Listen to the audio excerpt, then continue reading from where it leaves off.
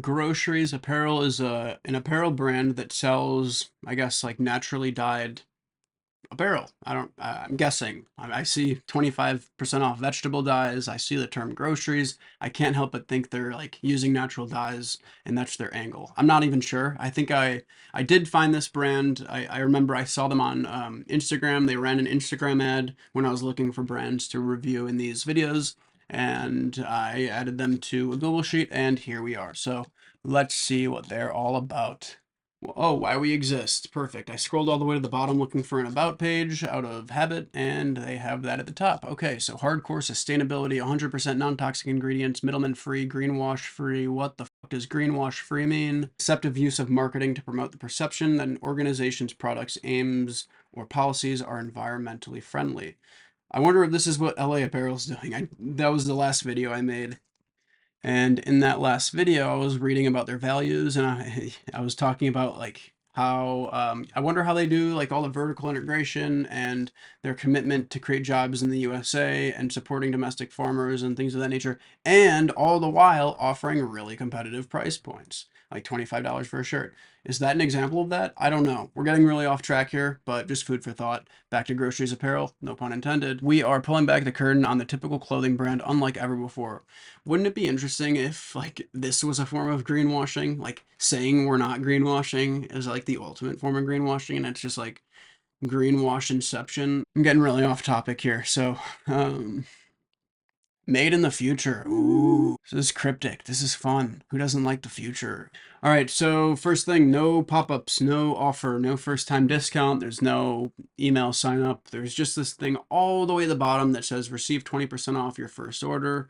But how many people are going to scroll all the way to the bottom and see this? Like, you're better off using a timed pop-up that has like a 8 to 10 seconds on homepage load, and if they click off that, they exit out to show one on the product page if they happen to make it to the product page that shows after like 45 seconds to a minute. And that way, if people realize, oh, wait, I could have got 20% off, by the time they make it to that product page and they do realize that there's a need for or a desire for what you sell, and they remember that they could have saved money, then they'll just click off the website. They'll go to Honey, they'll open up an incognito window and go back to the website. Both of those things require someone to leave the website. Don't make people leave the website.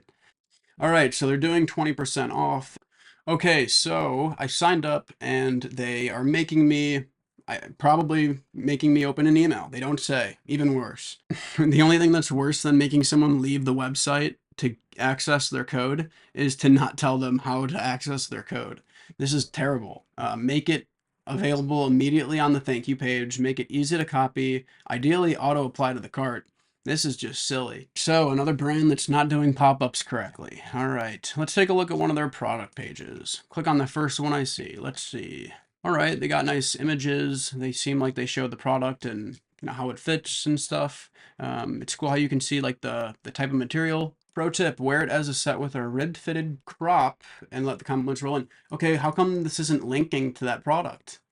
Like this is a perfect opportunity to link directly to that product, or even better, to link to like a bundle page where all their like complementary tops and bottoms can be bundled together and they can bundle and save. Like that'd be a way better way to incentivize a higher value order, and more cart value, as opposed to just like mentioning it passively but not linking to it.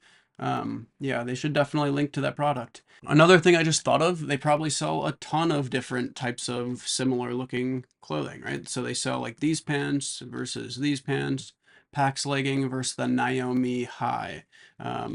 There's no comparison between similar products. Like what makes the Pax legging a better or worse choice for someone than the Naomi legging? There should be some type of comparison, whether an infographic or like a chart that shows like what makes it similar, what makes it different, based on those differences and based on the reasons why people are shopping. Like how would that be a better or worse fit? But again, this company is not using pop-ups and they're not collecting data pre-purchase, so how could you possibly know what people are shopping for if you don't ask? That's why you should collect data. They should be collecting data in a pop-up, asking questions like, what matters most to you in your athleisure or your apparel? What matters most to you in non-toxic apparel? That's a better question, rather. And that way you could understand why people are shopping, and you could take those pre-purchase data points, compare them to post-purchase quantitative outcomes, and see, okay, what's statistically more likely to eventuate in a conversion. And that will help this brand, that would help this brand optimize ads based on the reasons for people are shopping and converting. It would help them optimize their landing pages around those top reasons. You could methodically highlight the top reasons people buy. Let's see, other data points they could be asking. Um, it's tough because I don't really buy women's athleisure, so I'm a little bit at a disadvantage. Point is, in any case, there should be some type of data collection asking qualitative questions about why people are shopping, what matters to them in the products, and about their like they're buying. When are you looking to upgrade your non-toxic wardrobe? Like that would be a great question to ask to assess like out of everyone who subscribes in exchange for an offer, like who's in buy mode and are they converting within those timeframes? And how can we go and acquire more people like that? Like that would be a great way to leverage that data. But again, they're not collecting any of that. Ingredients 92% organic cotton, 8% spandex. How come it's not 95% cotton and 5% spandex? Like, why is that important? How many people know that 92-8 is like the awesome, like that's the ratio? Like, why? Dyed with plant-based, non-toxic veggie dye. What kind? How does that work? Is there a video showing it? No. Okay, so why you just wanted to tell me that and not show me, and I'm supposed to just know why that matters? You're not saying like, oh, traditional dyes can be endocrine disruptors. Like, why isn't it saying something that kind of at least tacitly suggests that? Or whatever is true about traditional dyes, or whatever the reason that they're not using them. Why aren't they talking about it? Garment care, I like how they do that. Maybe it'd be cool to like explain what happens if they don't do that. So there's like a contextual element or reason as to why they should understand that. I feel like it'd be more memorable that way.